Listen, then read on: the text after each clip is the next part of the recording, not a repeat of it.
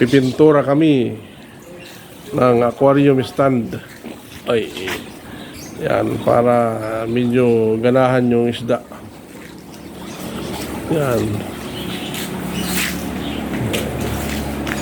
Bali, kung pa lang yan, 33 aquariums pinipinturahan ng black para pag nag-ilaw, aquarium lang may ilaw. Ayan. Ito namin ang black. Ayan. Triton. Saka may pinagawa kaming bagong stand. Ito, hindi pa natapos. Ayun yung isa, mga angle bar. Mga angle bar, yan, double. Yan.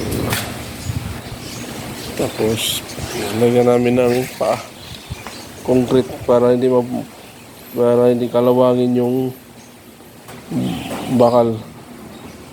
Para hindi kalawakin. Lagyan namin ng simento.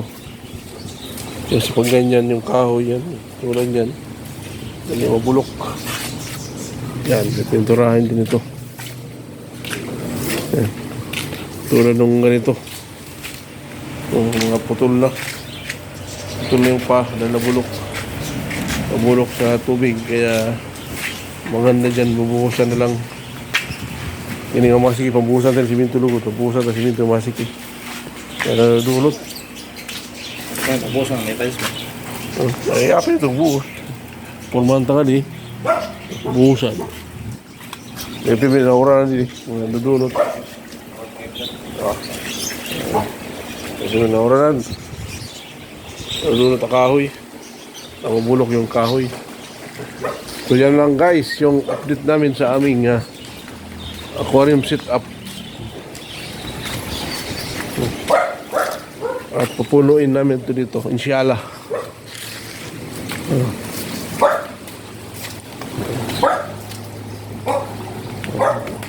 Andito pa yung iba namin. Ayan.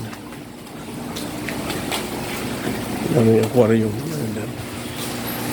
Nakarotate yung mga tubig na. Yung iba. Dito dati yung isang setup. Nasa madilim. Yung mga bita nandyan. Ayan. Titra namin.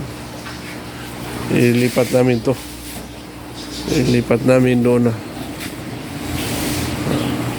Thank you guys for watching.